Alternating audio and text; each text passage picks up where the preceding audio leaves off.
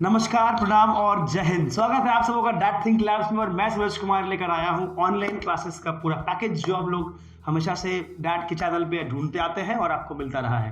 तो हमारे इस पूरे पैकेज को हमने शुरू कर दिया है, अलग अलग सेशंस में हम क्लासेस को लेकर आएंगे और आज की इस वीडियो में आपको बताऊंगा कि डिजाइन पढ़ने के लिए the people who are aspiring to study design and join the design education, higher education in design, यानी कि जो लोग डिजाइन में हायर एजुकेशन इंडिया में पढ़ना चाहते हैं, what kind of trades they need to possess, it means what kind of traits they need to have, what kind of quality they need to have and what kind of subjects they need to be aware of। किन किन चीजों का ध्यान रखना पड़ेगा और क्या क्या सब्जेक्ट्स पढ़ना पड़ेगा, सारा कुछ मैं आपको बताऊंगा इस पूरे सेशन में। उसके बाद we will be teaching you chapter wise, एक एक चीज हम बताते रहेंगे। आपका बस इतना काम है कि आप हमारे चैनल पर बने रहिए, जुड़े रहिए और समझते रहिए और देखते रहिए हमारे इस चैनल को।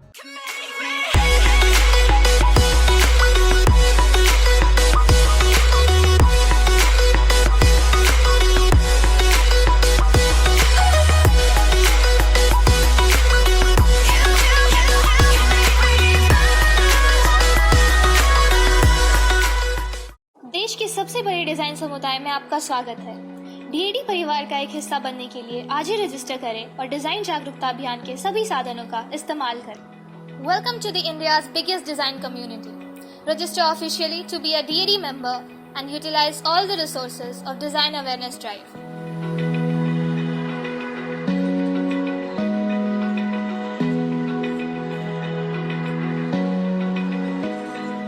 सबसे पहली बात जो हमें ध्यान में रखना चाहिए वो ये है कि डिज़ाइन जैसे ही वर्ड हमारे दिमाग में आता है, यानी कि डिज़ाइन की जब हम बात करते हैं एक ओवरऑल, अभी बहुत लोग डिज़ाइन के ही अंदर सारे सेक्शंस होते हैं, फैशन डिज़ाइन, टेक्सटाइल डिज़ाइन, सारे डिपार्टमेंट्स अलग अलग बने होते हैं।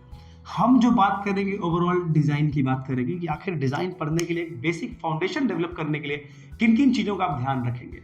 तो सबसे पहला चीज़ तो ये है कि क्रिएटिविटी एक वर्ड है जिसका लोग हवा बना के रखे हुए हैं। It's a very big word that is coming up. उसके बाद जो है अब आजकल जो इनोवेशन की लोग बात करने लगे हैं कि एजुकेशन में इनोवेशन चाहिए, नॉलेज में इनोवेशन चाहिए, वो दो चीज़। तो इन दोनों चीज़ों का ध्यान कैसे रखें आप। उसके बाद आप देखेंगे कि ऑब्जर्वेशन एक वर्ड है जो बहुत ही ज़्यादा, जिसको देखो ऑब्जर्व करो ऑब्जर्व करो ऑब्जर्व करो। हालांकि हमारे वीडियोस ऑलरेडी हैं जहां हम बताते हैं कि ऑब्जर्वेशन करना कैसे है, कैसे चीज़ों से जुड़े रहना है और किस तरह से आप लोगों से बने रहेंगे।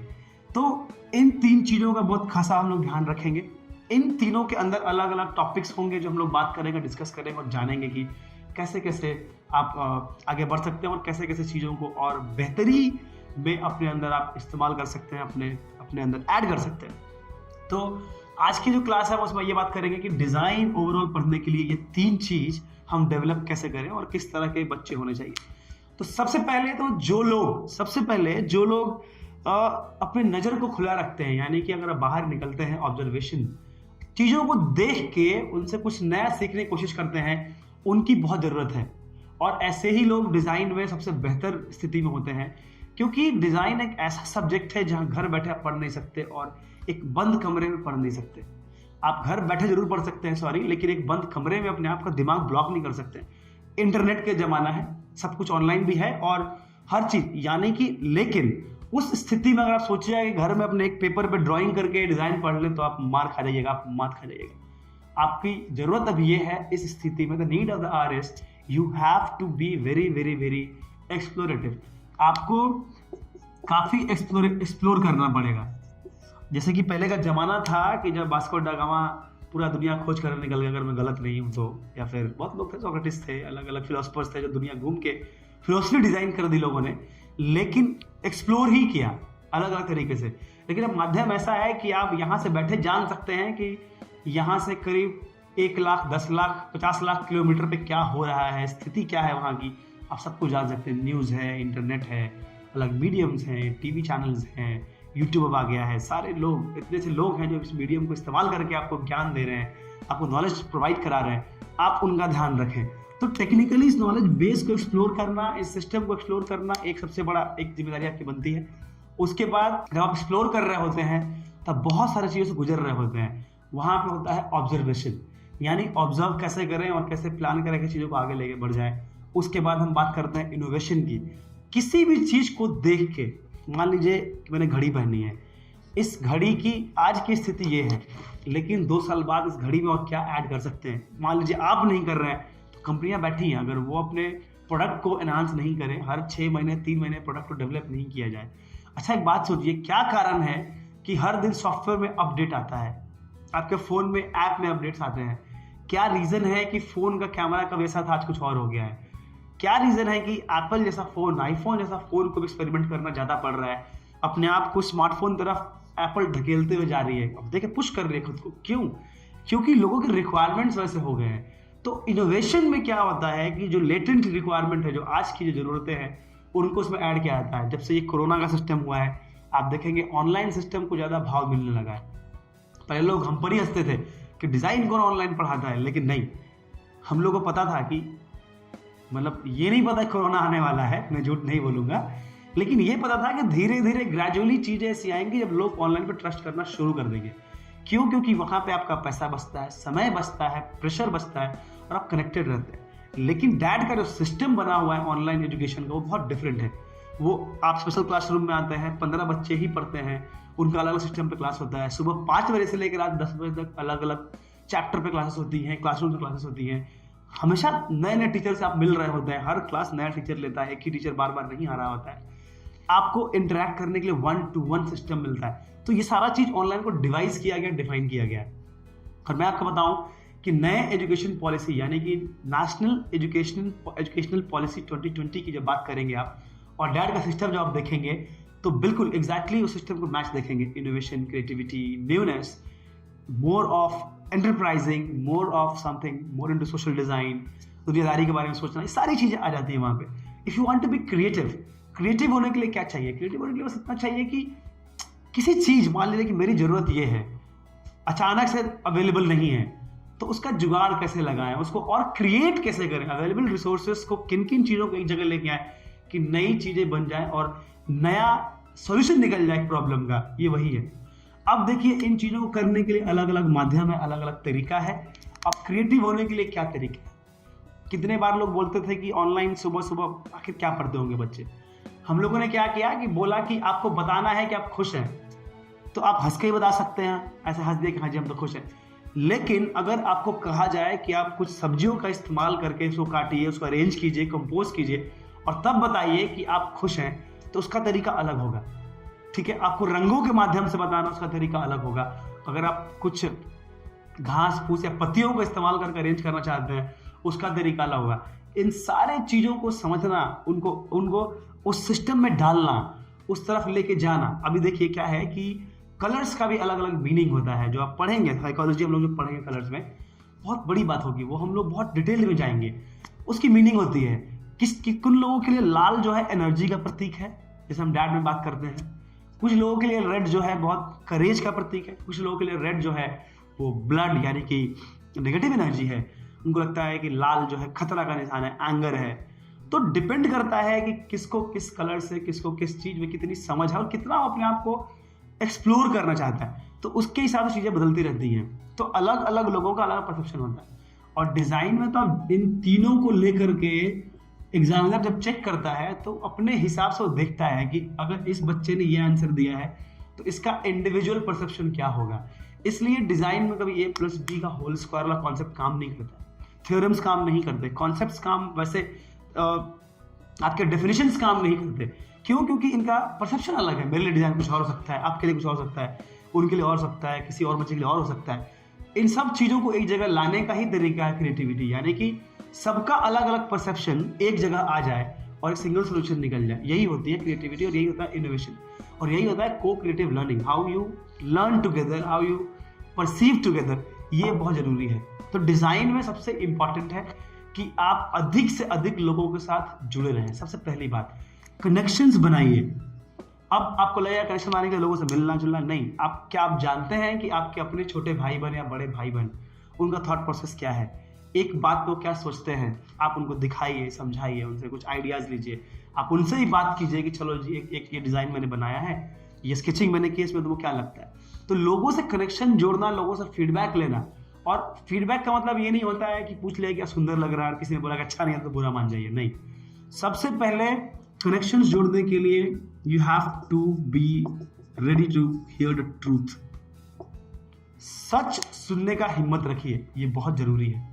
एक बार अगर आप सच सुनने का सामना करने लगते हैं तो आप अपने ही नॉलेज बेस को क्वेश्चन करने लगते हैं। तो वहां पे क्या होता है कि अगर किसी ने कह दिया कि मेरी ड्राइंग अच्छी नहीं है, तो आपको सोचना पड़ेगा कि इस इंसान को पार्टिकुलरली ड्राइंग अच्छी क्यों नहीं लगी। हो सकता है कि आप एग्जाम में जो ड्राइंग बना के एग्जामिनर उसके तरह का हो, तो उसको कन्विंस कैसे करेंगे, तो वो जानना जरूरी है। फीडबैक लेना बहुत जरूरी है। अगर किसी ने कहा कि ठीक नहीं है तो उनसे पूछिए कि आपको क्या लगता है कि और बेहतर हो सकता है। ये सब ट्रेड्स आप लेके आइए, तब आप ज्यादा डिजाइन अच्छा बेहतर पढ़ पाएंगे। उसके अलावा मैथ्स का कैलकुलेशन थोड़ा बहुत आना चाहिए। रीजनिंग एबिलिटी, यानी कि कुछ भी आप बात करें तो लॉजिकल बात करें, ये बहुत जरूरी है। लॉजिकल जीके, यानी कि आसपास दुनिया में क्या चल रहा है उसका कुछ याद रखना, डेट्स हिस्ट्री याद रखना, कुछ इंपॉर्टेंट पॉइंट्स याद रखना, दुनिया में चलते आ रही है चीजें। उसके बाद आप कुछ आपको पजल्स, यानी कि आप बचपन से गेम खेलते आ रहे हैं, ठीक है, वो सब ध्यान रखना कि गेम्स कैसे खेलते हैं, पजल कैसे सॉल्व करते हैं, लोगों से कैसे उनके रीजनिंग एबिलिटी को, क्वेश्चनिंग एबिलिटी को, सॉल्यूशन फाइंडिंग एबिलिटी को चेक कैसे करते हैं, उनमें घुसना, पजल्स में उसको एक्सप्लोर करना, इन सारी चीज़ों पर आप ध्यान रखेंगे। उसके बाद English as a language, as a medium is really important. यानी कि अगर अंग्रेजी की भाषा में अपने आप को बहुत आप कनेक्ट कर लेते हैं तो एक एज आपको वहाँ मिल जाता है। क्योंकि सारे टेस्ट, सारी पढ़ाई जो है वो इंटरनेशनल स्टैंडर्ड्स की हैं। अलग बात हम नेशनल लेवल पढ़ रहे हैं, आप काम भी करने जाएंगे तो डिज़ाइन की जो पढ़ाई जो हम इंडिया में पढ़ते हैं, चाहे वो सीड हो, NID हो, निफ्ट हो या फिर कोई भी इंस्टीट्यूशन हो, उनके पढ़ाई का लेवल जो होता है वो इंटरनेशनली होता है। कोर्स करिकुलम इंटरनेशनल सेटअप में ही बना होता है, डिजाइन होता है। हम पढ़ते नेशनल स्थिति में हैं, रिसोर्सेज हमारी नेशनल है, लेकिन इंटरनेशनल तरीके से हम पढ़ाया जाता है। तो आप ऑलरेडी एक इंटरनेशनल कोर्स पर दाखिला ले चुके होते हैं, तो आपको समझना पड़ेगा कि एक लैंग्वेज जो पूरी दुनिया को जोड़ रही है, जिसको हम इंग्लिश बोल रहे हैं, उस लैंग्वेज में अपने आप को कितना दक्ष करना होगा। मैं ये नहीं बोल रहा हूँ कि जो अंग्रेजी स्पीकिंग जिसको नहीं आती, इंग्लिश स्पीकिंग, जो फटाफट इंग्लिश नहीं बोल पा रहा है वो काम नहीं कर पाएगा, but it's really important. English का किताब पढ़ते रहिए, न्यूज़पेपर्स पढ़िए, इन सब चीज़ों का विशेष आप ध्यान रखेंगे, तब जाके आपके लिए बहुत ईजी हो जाएगा। तो निफ्ट NID डिज़ाइन में एंट्रेंस लेना बहुत बड़ी बात नहीं है। एक चीज़ ध्यान रखिएगा, हर दिन कुछ नया सीखना सबसे बड़ा मूल मंत्र है। ये तो जिंदगी के लिए भी कहा गया है, लेकिन डिज़ाइन जो पढ़ना चाहते हैं उनके लिए इंपॉर्टेंट हो जाता है। हर दिन सोचना, अगर कोई ग्लास ऐसा दिख रहा है, मान लीजिए, तो इससे बेहतर ये हो सकता है क्या, ये सवाल अपने आप से पूछना बहुत इंपॉर्टेंट है। अगर कलम ये है, मार्कर ये है, पेन ये है, चाहे ये तलवार ही है आपके लिए मान लीजिए, तो इसको और बेहतर कैसे बनाएं, इसका इस्तेमाल और क्या हो सकता है, इसके साथ और कितना आप एक्सपेरिमेंट कर सकते हैं, इस पेन में और क्या डाल सकते हैं कि अधिक से अधिक तरीके से बेहतर तरीके से चल सके, ये उसका ध्यान रखना। हर चीज को एक अलग लेवल पे लेके जाना ही डिजाइन है, जो कि मुश्किल नहीं है। सब कुछ यहाँ शुरू हो जाता है। आप जो इतना मैं ज्ञान में दे रहा हूँ, इसके लिए मैंने कोई किताब नहीं पढ़ी है, ये एक्सपीरियंस है जो मैंने किया है। मैं लोगों से मिलता हूँ, मैं लोगों की बातों को सुनता हूँ, समझना चाहता हूँ, जानना चाहता हूँ, वहाँ से निकल के आती है। आप देखिएगा, आप जब क्लास में पढ़ाते हैं तो 15 बच्चे में 15 प्रॉब्लम्स होती है, चाहे एक ही प्रॉब्लम के 15 तरीके से पूछने का तरीका होता है, और सबको अलग अलग तरीके से आंसर चाहिए। तो क्या टीचर क्लास के बीच में 15 किताब खोलता है? नहीं, वो अपने एक्सपीरियंस से, अपने थॉट प्रोसेस से उनसे बातचीत करके वहीं के वहीं प्रॉब्लम को सोल्यूशन निकालता है। और ये अगर आ जाए आपको एक बारी, तो आपके लिए डिज़ाइन ईजी हो जाता है। तो इसका कोई ऐसा मूल मंत्र नहीं है कि ये घोटी पिला दिया या सिरप पिला दिया आपका काम हो गया। एक ही चीज़ है, आपके आसपास जितनी चीज़ें हैं उनको सोचिए कि ड्रॉ कर सकते हैं क्या, पेपर पे रख सकते हैं क्या। पेपर पर जब रख दिया तो उसमें नयापन क्या होगा, नवाचार जिसको हम इनोवेशन बोलते हैं, उसमें क्या ऐड होगा, उसमें क्या और बेहतरी ला सकते हैं। इन चीज़ों का अगर आप ध्यान रखते रहिएगा तो आपको प्रॉब्लम कभी नहीं होगी। लोग डरते हैं मैथ्स से। मैथ्स क्यों भारी आपको लगता है? क्यों नहीं addition, subtraction, multiplication, profit, loss, percentage, ये क्यों नहीं इंपॉर्टेंट है? मान लीजिए कि आप एक प्रोडक्ट बना रहे हैं, कितना परसेंट रंग उसमें लगेगा, कौन सा कलर कितना परसेंट लगेगा, ये क्या जरूरी नहीं जानना आपके लिए? आपने शर्ट ही बना दिया फैशन डिजाइन पढ़ के, कितना परसेंट का शर्ट लगा, फैब्रिक लगा, उसमें कितने का सामान लगा, कितने का बटन लगा है, कितने का धागा लगा है, ये कैलकुलेशन कब करना सीखेंगे आप मान लीजिए कि किसी घर का इंटीरियर कर रहे हैं, तो क्या उसका हाइट, लेंथ, वेड्थ, कितना बड़ा सामान जाएगा, कैलकुलेट करना, कितना एरिया यूज कर रहे हैं आप, वो सब कुछ कितना इंपॉर्टेंट हो जाता है। आप सोचिए, अगर वो कैलकुलेशन आपको नहीं आता है तो आप कभी भी कुछ नहीं कर पाइएगा। इंपॉर्टेंट बस इतना है कि सारे कैलकुलेशन सिस्टम्स को अपने अंदर डालिए। उसके बाद मान लीजिए कि एक रूम में मैंने कहा कि इस कॉर्नर में ही फूल रहेगा, इस कॉर्नर में हम ये क्योंकि लैविश घर है, कोई बहुत लग्जरी घर है, तो इस कॉर्नर में बार बना देंगे, इस कॉर्नर में बैठने की जगह बना देंगे, स्टूडियो बना देंगे। पॉइंट ये है कि वहाँ वो चीज़ जो मैंने बताया वो क्यों हो, क्योंकि मैं डिजाइनर हूँ इसलिए, या फिर मेरे पास लॉजिक है कि वो वहाँ क्यों होना चाहिए। आंसर है कि लॉजिक है। तो लॉजिकली सोचना कि कौन चीज़ कहाँ हो, उसकी ज़रूरत कहाँ पड़ेगी, कितना आसान रहेगा लोगों को एक्सेस करना, ये बहुत ज़रूरी है। तो आपको लगता है कि होटल्स जो बनते हैं, जो रूम्स बन रहे हैं, जो ट्रेन्स चल रही हैं, हर चीज़ पे प्री प्लानिंग होती है, उसके सारे ऑप्शंस चेक किए जाते हैं, ये नहीं दो, ये नहीं दो, ये नहीं दो। सब चीज़ों को रियलाइन करके, असाइन करके ही हम चीज़ों को बना के वहाँ से निकल के आगे बढ़ते हैं। तब जाके हमारा काम आसान होता है, तब जाके वहाँ पर हमें कुछ बेहतरी मिलती है, तब जाके हम अच्छे से समझ पाते हैं, बूझ पाते हैं और काम को आगे बढ़ा सकते हैं। तो चलिए, अभी तक मैंने आपको बताया कि किस तरह से जीके पढ़ेंगे, अखबार पढ़ते रहिए। पूरी दुनिया का 7 वंडर्स ऑफ द वर्ल्ड क्या है, शायद 8वां जो अभी आ चुका है, मेरे को याद नहीं है, मैं जीके में इतना अच्छा नहीं हूँ, लेकिन उसका जानकारी बहुत जरूरी है। सोलर सिस्टम से दुनिया चल रही है तो उसकी जानकारी जरूरी है। कंप्यूटर्स, आज के ऑनलाइन जमाने में कंप्यूटर इंपॉर्टेंट है, उसको जानना बहुत जरूरी है। तो इंपॉर्टेंट चीज, या फिर डेली लाइफ में चीज आप यूज करते हैं, उनको किन किन नाम से जानते हैं, उसका बायोलॉजिकल नेम क्या है, साइंटिफिक नेम क्या है, या फिर उसका टेक्निकल नाम क्या है, हर चीज का नाम जानना जरूरी है। क्यों? क्योंकि वो नॉर्मल चीज है, समझना जरूरी है। ये नहीं कि हम इसको मार्कर बोल के काम चला रहे हैं तो इसका और भी नाम क्या हो सकता है, अगर जान ही लेंगे 2 मिनट लगाएंगे तो क्या चला जाएगा। बस इतनी ही जानकारी चाहिए होती है और कुछ नहीं चाहिए होता है। उसके अलावा आप मार्केट में घूम रहे, इतने शॉप्स देखते हैं, उसका ब्रांड एम्बेसडर, आप इतने एडवर्टीजमेंट्स देखते हैं। क्या रीजन है कि अक्षय कुमार ही स्पार्क्स का ऐड करते हैं, क्या रीजन है कि धोनी ही ड्रीम 11 का ऐड करते रहे हैं। ये सब चीजों को समझना, बूझना, जानना, देखना बहुत जरूरी है। ये ऑब्जर्वेशन है। नजर खुला रखिए, आसपास क्या हो रहा है, नजर खुला रखिए। हमारे यहाँ क्या होता है कि जब हम टीवी देखते हैं, मैं सबसे अधिक ऐड देखता हूँ, क्योंकि ऐड में सीखने के लिए बहुत कुछ है। टीवी में कहानियां हम देखते हैं, फिल्में भी देखते हैं। मैं तो कोई भी फिल्म देख सकता हूँ 3 घंटा टाइम पास करने के लिए, माइंड को हल्का करने के लिए। मेरे पास कोई नियम नहीं है कि मेरे को सही सिनेमा देख, लेकिन उसमें मैं जो पॉइंट्स निकालता हूँ, लोगों को नजर जब रखता हूँ, तो वो मेरा ऑब्जर्वेशन बहुत अलग होता है। इन चीज़ों का ध्यान रखना। आप फिल्मों से सीख सकते हैं, आप गाने से सीख सकते हैं, आप डेली सोप से सीख सकते हैं, आप कॉमेडी विद कपिल भी सीख सकते हैं, कहीं से भी आप सीख सकते हैं, कहीं से सीख सकते हैं। नजर पैना रखिए, अंडरस्टैंड कीजिए। हर दिन कपिल का आप देखते हैं, सेट जो बनता है डिफरेंट होता है, लोग आते हैं तो उसके सेटअप्स अलग हो जाते हैं। क्यों ऐसा करते हैं वो लोग? सबका अपना तरीका बना हुआ है, उन सबको समझना, जानना, देखना बहुत इंपॉर्टेंट है। और ये होता है ऑब्जर्वेशन। तो ऑब्जर्वेशन, इनोवेशन, क्रिएटिविटी, इन चीजों का ध्यान रखेंगे आप, तब जाके आप समझेंगे, जानेंगे। अगले वीडियो में मैं लेके आऊंगा कि अलग अलग सब्जेक्ट्स में क्या पढ़ना होता है, और वो वीडियो बहुत लंबा होगा। आप सब्जेक्ट का ध्यान रख लेंगे तो आपको प्रॉब्लम नहीं होगी। तो मैं सारे सब्जेक्ट्स को एक वीडियो में, काफी लेंथी वीडियो होगा वो, मैं सारे सब्जेक्ट्स को एक वीडियो में एक्सप्लेन करूंगा कि मैथ्स में क्या पढ़ना है, साइंस में क्या पढ़ना है, जीके में क्या पढ़ना है, ड्राइंग में क्या पढ़ना है। ये सब चीजों को मैं एक साथ बनाऊंगा और आप देखिएगा कि आपके लिए एक वीडियो कितना मूल मंत्र लेके आएगा। इस वीडियो को जरूर समझें, जानें, और कोई भी प्रॉब्लम हो कमेंट बॉक्स में लिखिए, और हमारे नंबर पे 9304516769 पे कॉल कर सकते हैं और अपने डाउट्स को पूछ सकते हैं। जय हिंद।